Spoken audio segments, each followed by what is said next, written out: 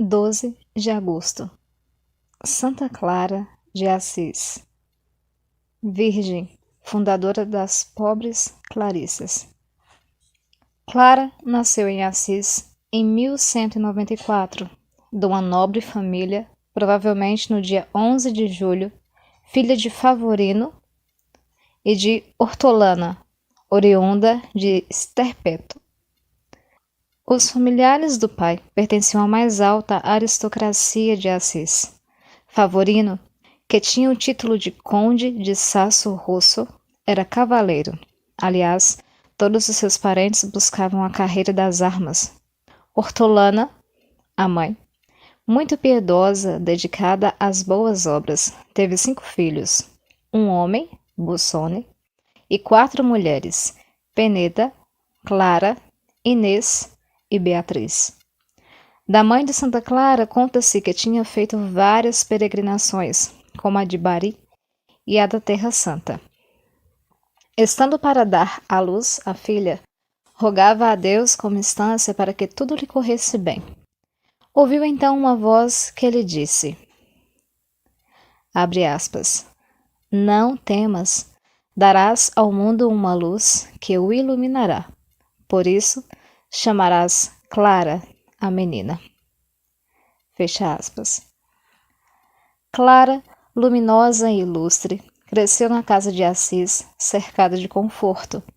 Desde a infância foi caridosa para com os pobres e aplicada à oração. Conta-se que, não tendo que contar os Padre Nossos e as Ave-Marias que rezava, e queria saber quantos diria, lançava mão de pedrinhas. Sob os ricos vestidos, usava o cilício, um rude cilício de pelos bastante ásperos. Aos 15 anos era alta e bela, recolhida e silenciosa, de lindos cabelos loiros. Resolveram os pais um dia casá-la.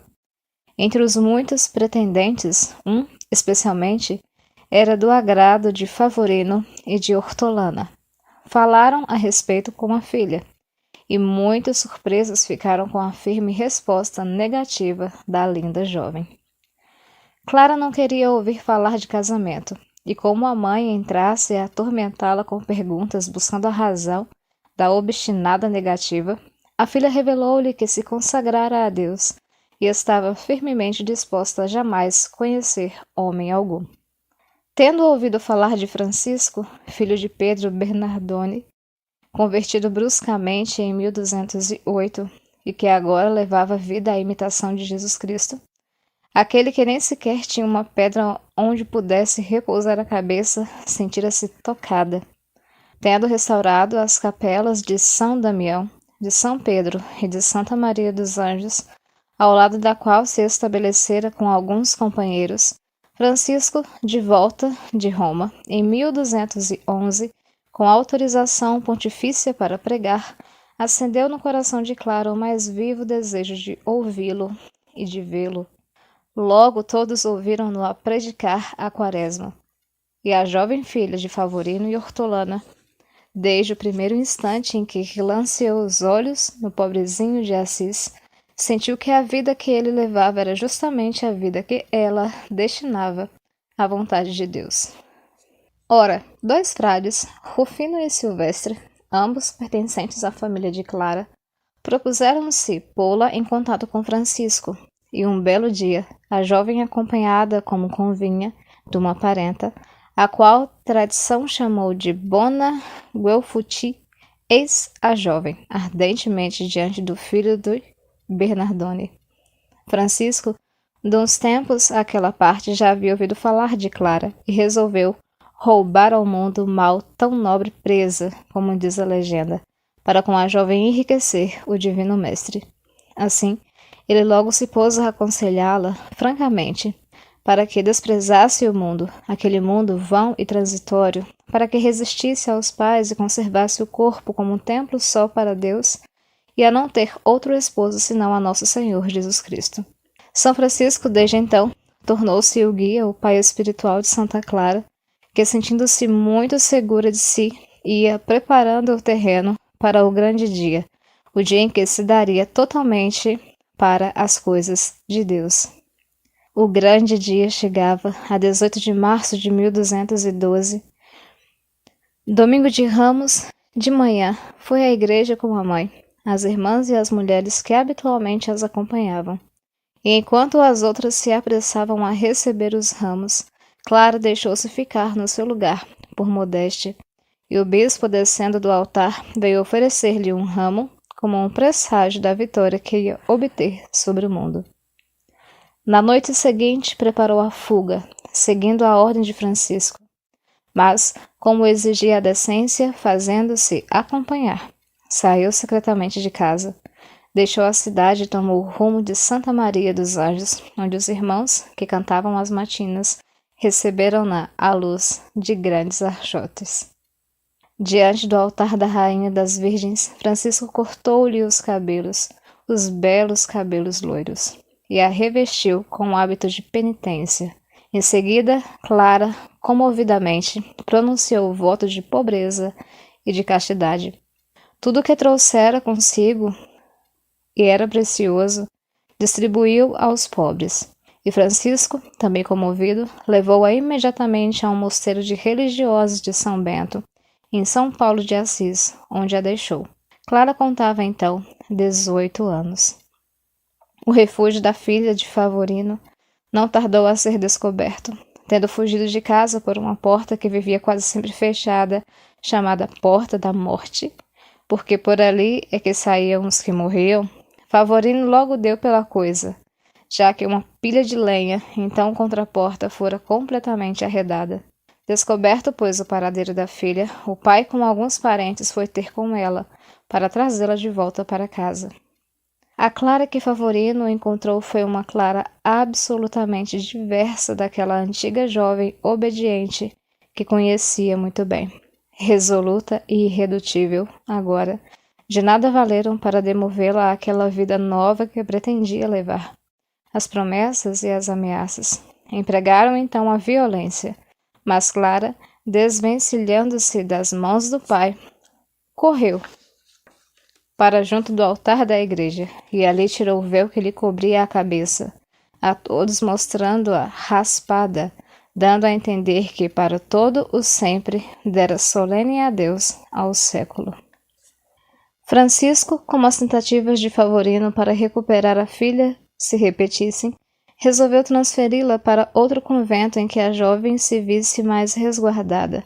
Foi assim que Santa Clara passou a Santo Ângelo de Panzo, também das beneditinas.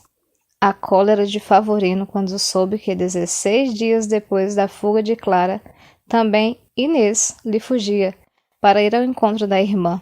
Chegou ao auge.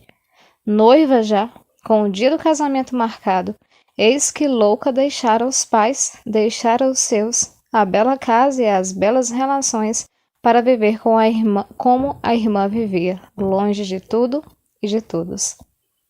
Apesar do extraordinário amor pela penitência, nada em Santa Clara se notava de melancólico, de sombrio, nada que se avizinhasse na taciturnidade que muitos soem atribuir aos religiosos. Pelo contrário, trazia o rosto sempre alegre, cheio de uma invejável serenidade, alegria e serenidade que revelavam qual a doçura que encontrava em todas as mortificações a que se dava. A admiração de Santa Clara por Francisco, bem como das demais freiras, era grande. Todas gostavam de ouvi-lo pregar. Frederico II, que a bem-aventurada Inês da Boêmia recusou desposar, fazia guerra à Igreja, particularmente aos religiosos. Aquele príncipe, durante a guerra contra o Papa, invadira os estados da Igreja, servindo-se dos seus homens, todos sarracenos, sobre os quais, astuto e maligno que era, não tinham poder algum as excomunhões. Para mais de 20.000 arqueiros sedentos de sangue cristão, jamais recuando do que quer que seja de crime algum por maior horrendo, pôde julgar-se com que feroz ímpeto executavam aqueles homens as ordens do ímpio comandante contra os fiéis católicos. Um dia, esses sarracenos, da alta rocha de Nocera, chamada por isso mesmo Rocha dos Pagãos, desceram terríveis para o vale de Espoleto e pouco depois assaltavam o doce convento quieto de São Damião. Santa Clara, por aquela época, estava doente e jazia acamada. Chorando, as irmãs correram dizer-lhe, espaventadas, que muitos homens armados, sarracenos, já lhes invadiram o claustro exterior e escalavam rapidamente as muralhas. A filha de São Francisco, sem se comover, imperturbada, diante das filhas perturbadas, fez-se levar à porta do convento. Diante do inimigo, precedia por um relicário de prata, guarnecido de marfim, no qual repousava o corpo do Santo dos Santos, Nosso Senhor na Santíssima Eucaristia. Ali, prostrada por terra, numa grande e comovedora humildade, derramando muitas lágrimas, disse a Jesus Cristo, abre aspas, quereis então, Senhor, que vossas servas desarmadas como estão, que eu criei por vosso amor, sejam agora entregues nas mãos dos pagãos? Ah, Senhor, por favor, defendei vossas servas, que eu não mais posso defender nesta hora. Fecha aspas. Uma voz muito doce, muito suave saiu do novo propiciatório e disse, abre aspas, eu vos guardarei sempre. Fecha aspas.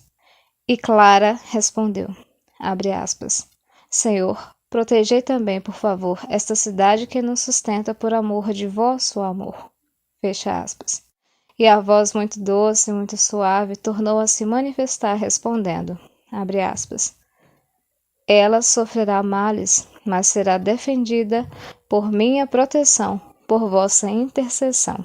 Fecha aspas.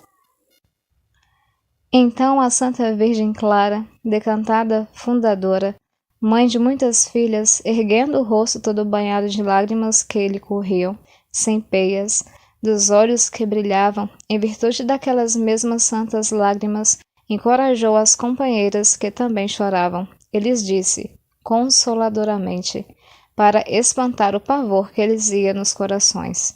Naquele mesmo instante o efeito seguiu-se à palavra.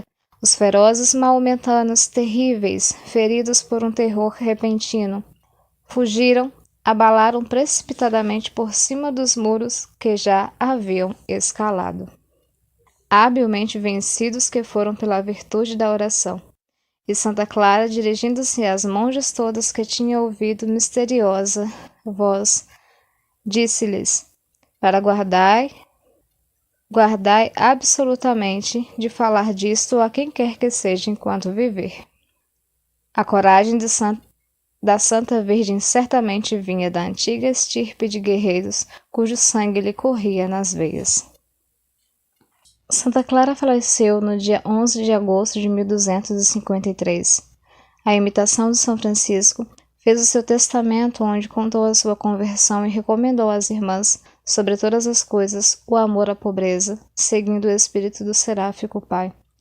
Logo que se soube da morte da seráfica filha, toda a cidade de Assis correu, aflita, incontida, a São Damião. E o prefeito foi obrigado a colocar guardas para que não lhe arrebatassem o corpo.